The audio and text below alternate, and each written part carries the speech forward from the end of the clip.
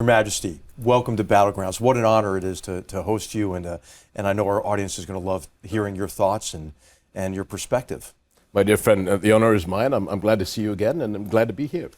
Well, thank you. I thought we might just dive right into it because our time is limited and there's a lot to cover. You know, you're here in Washington, and of course, the Jordanian-U.S. relationship is a special relationship. Jordan's a country that has always had a broad regional perspective and helped all of us understand the dynamics in the greater Middle East. And of course, as we look at the region today, it looks pretty tough, right, in terms of ongoing violence, what I call this fitna, or the sectarian civil war, the cycle of sectarian violence that we see in Yemen and in Syria. Of course, you're hosting so many refugees in Jordan as a result of the Syrian civil war. Might you just share with our viewers your perspective on the broader dynamics in the Middle East and what your expectations are for the U.S.-Jordanian relationship going forward? Well, I mean, our relationship is a very old historic one. My father met Eisenhower as his first presidential contact. And so this is an institutional relationship, not only with consecutive administrations, but with your military, your intelligence, with Congress. And it's a very strong one. I think it's probably one of the strongest in the region, especially based on trust. And as you said, we live in a difficult neighborhood, and time has shown Jordanians and Americans standing, unfortunately, shoulder to shoulder in different conflict zones. But I'm very proud of that the relationship that we have between our two countries. Obviously, most days are not good days in our part of the world, and we all, I believe, do the best that we can to look at the glass half full and to move the process forward. At the moment, as you alluded to, the challenges in Yemen. We're very worried about the humanitarian disaster in Lebanon. 2 years of COVID, ISIS has reemerged, whether it's in Syria or in Iraq. We talked yesterday briefly about reemergence of them around the world, including Africa.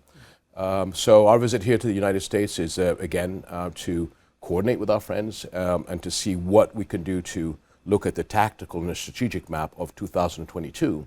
And how do we build that teamwork and coalition between many of us to sort of ease the suffering that the people are having in the region? Well, Your Majesty, you've often convened countries across the region within the GC, but beyond the GCC. Jordan is a center for military cooperation. You're a military officer and have a strong cavalry background, which I admire greatly. And I just wondered, what is your vision for joint Arab action going forward? And I know that you've convened a number of groups to isolate jihadist terrorists, for example, from sources of ideological support under the Aqaba process. Yes. But might you share with our viewers Jordan's role in the region and what your vision is for joint Arab action? Well, there has been joint Arab action. There's also tremendous cooperation between Jordan and NATO. This is where we in the United States have worked a lot. Under UN umbrellas over many decades, peacekeeping forces all over the world. More recently, obviously, is a coordination between Arab countries against the ISIS threat. And again, you've got to look at the region to see where they are. Syria and Iraq are main battlegrounds for us. That means that they're on our borders. We have conflict on a fairly regular basis with them. But as I think the British vernacular, we have to look at the world, what they call ink spots. So it's the holistic approach of being able to chew gum and walk at the same time and look at the whole globe. We can't concentrate 1 year on Syria, the next year on Iraq, and then ignore Al-Shabaab, Boko Haram in Africa, the challenges that we see in the Philippines with terrorism, and if that links into Indonesia, de-radicalization in Europe, the Balkans. We've just been asked under the Aqaba process to, and again, 2 years of COVID delayed that, but the new task force for our Aqaba process, which brings in the South American countries and Latin American countries. So we all are working together on a global approach to make sure that we can, as you said, as I said, chew gum and walk at the same time with these issues. Well, Your Majesty, I think it's such an important vision because our enemies are networked. We have needed a network solution. Exactly. I think it's quite clear. So I wonder if we might talk about an even more vexing problem, maybe, and this is the Israeli-Palestinian issue. You visited Ramallah this year, I think for the first time to the Palestinian Authority. There's increasing discussion about maybe a lack of confidence among those who had confidence before in the ability to make some progress toward a two-state solution. What is your vision for the Israeli-Palestinian issue, especially in the wake of the recent violence we've seen Well, you know, I think being soldiers, we all learn never to give up, and so it's no excuse to have issues and then ignore them. I do believe that, and this is not just in our region but the world, 2 years of COVID, people are frustrated and fed up. Right.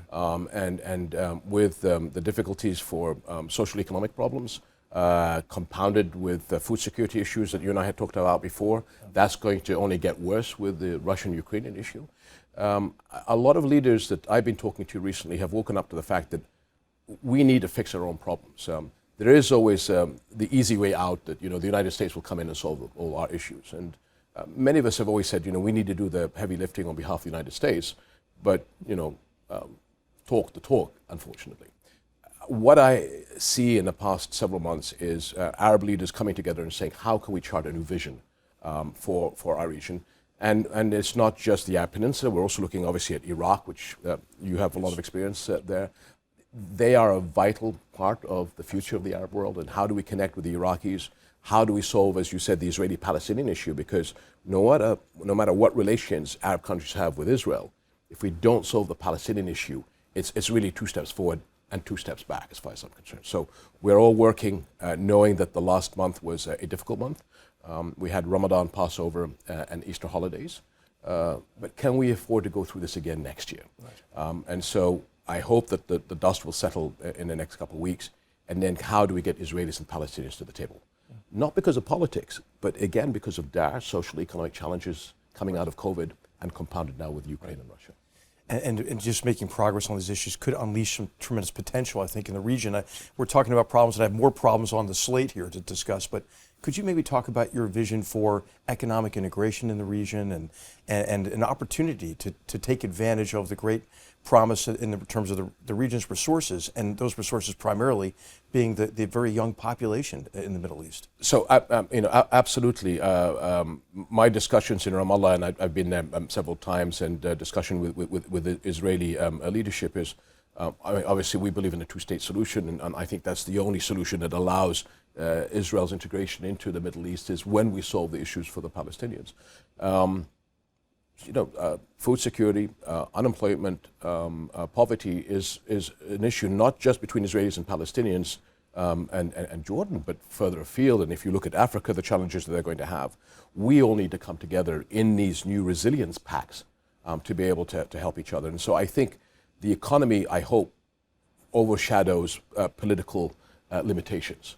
And how do we break barriers down? Everybody around the world, at the end of the day, the vast majority want a better life. Right. They want to be able to make sure that their families are secure and that they can move forward with hope. But it comes down to us as leaders providing that narrative to the people so that they can buy into it.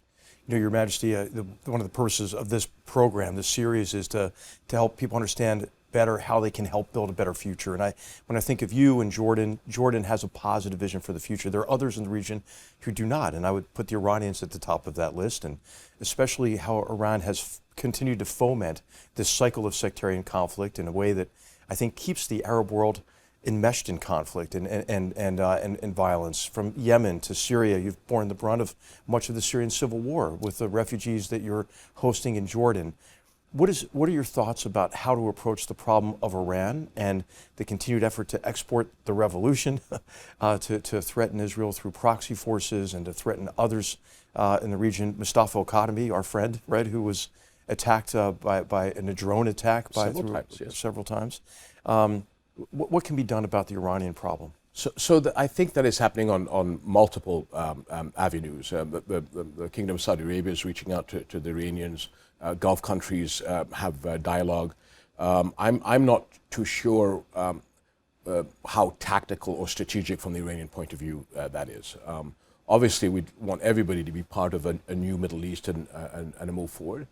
But we do have security challenges. We're seeing border attacks on a regular basis, and we know who's behind that. One of the issues that we're studying at this point, whether people like to hear this or not, the presence of the Russians in the south, in Syria, was a source of calm because they were making sure that we could deconflict. And if you remember correctly, there was a deconfliction center between the United States and Russia in Jordan to make sure that more good days and bad days. That vacuum will be filled by the Iranians and their proxies. So unfortunately, we're looking at maybe an escalation of problems on our borders. Mm-hmm. So do the politics, the negotiations that are going on between Saudi Arabia, the Gulf countries, the United States, does that move Iran into a more positive light? I hope so. I'm not seeing it on the ground at the moment. Your Majesty, you mentioned Russia, and of course, I think some countries in the region have seen Russia as a way to hedge against the U.S. professed imminent disengagement from the region, right? We keep saying we're leaving the Middle East, and I think that has created a tendency on the part of maybe even Jordan, but certainly the Israelis, to hedge with the Russians. But of course, now with this brutal attack on Ukraine, it's tough to be sympathetic to the Russians, I think, from my perspective anyway. What are your thoughts broadly on how Russia's war against Ukraine, the renewed invasion of Ukraine, has affected the Middle East? Different countries will look at it in slightly different ways. I mean, from the Jordanian perspective, the Russians are on our border in Syria. And so that is part of our calculation. The Russians play a role in the quartet, the peace process between the Israelis and Palestinians. So they are active international players. And again, it'll be very interesting to see post-Ukraine, if we can put it that way, where the Russians are in Syria. They were, I think, the predominant force. I know that now that gap is being filled by the Iranians. That quite possibly will create more insecurities in the region, so that's something that we have to look at. You touched on a very important point where there is this feeling of America pivoting away from the Middle East. A lot of countries have trade relationships with Russia and China, as they do with many countries around the world. That's I think, pretty normal. But I think the military long-term alliance is always with the West. Do leaders feel that America is turning its back? That is a narrative that is out there. And I think you're talking about the Emiratis, the Saudis. So I think the Emiratis are being put unfairly into a box on that. Again, this is a nation that has spent 30 years in 6 campaigns fighting side by side with the United States. I mean, with great courage and distinction. With great courage and great capabilities. In Afghanistan in particular. Exactly. And so I don't see that as an issue. But again, I think from an Emirati perspective, you've got to understand that this is a very capable, wealthy country that has investments all over the world. So sometimes I think they're thrown into a corner with a lack of understanding of that relationship. I know the leadership there. I know their long-term relationship with the West. And quite honestly, having been in Europe after the start of the war between Ukraine and Russia, I put it to you that we have a stronger Europe emerging and a stronger European-American relationship emerging. So if anybody thinks that you guys are out of it, you're back in the game big time, I think. And people have to understand that. And I think that's a positive thing on many of the issues that we have discussed.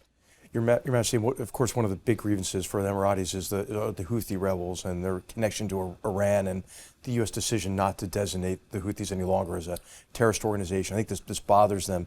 But I think the overall point, and I'd love for you to just expound on this, is that important competitions, global competitions, play out in the Middle East, which is one of the reasons it doesn't make sense to pivot away from a region and then, of course, maybe cede influence and strategic advantage to Russia and China as well. Could you maybe share some thoughts on how competitions with these maybe revanchist powers on the Eurasian landmass are playing out in the Middle East? Well, I mean, I think you see that competition globally. That's part of human nature.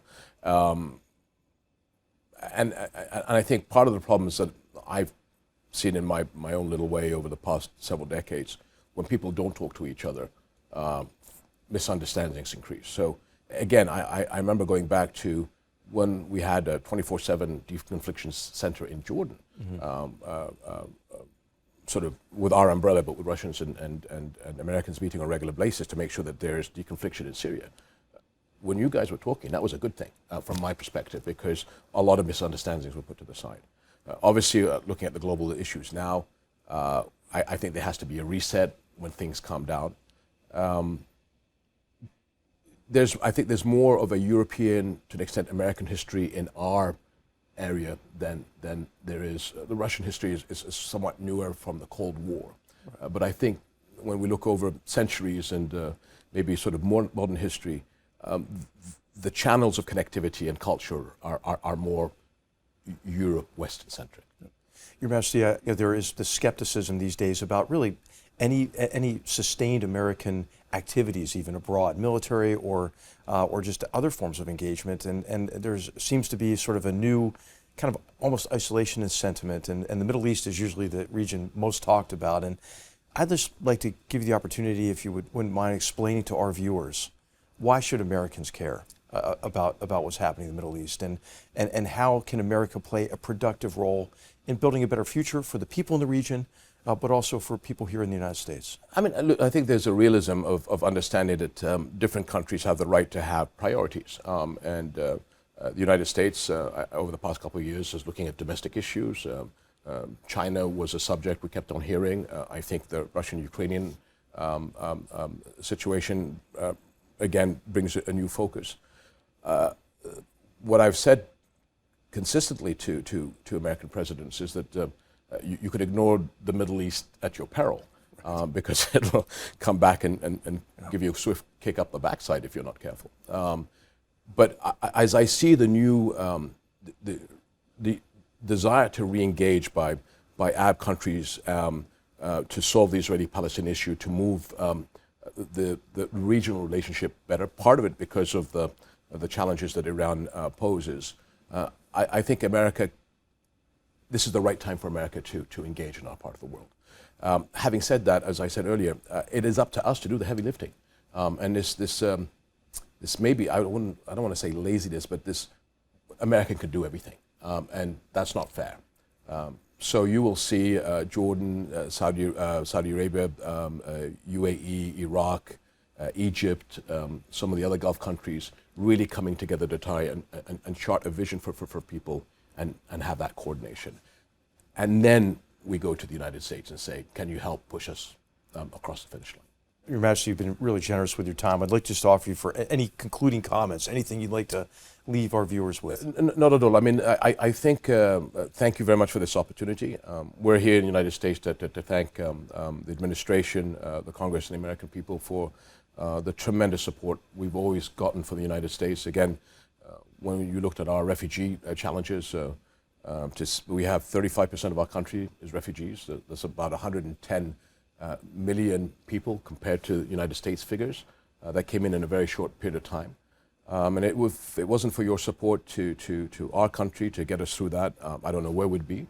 And again, the tremendous relationship we have between our militaries. I mean, we're all very, very proud that Jordanians and Americans stand shoulder to shoulder, not just on our borders, but in many places around the world. And that's only going to continue, and something I'm very proud of.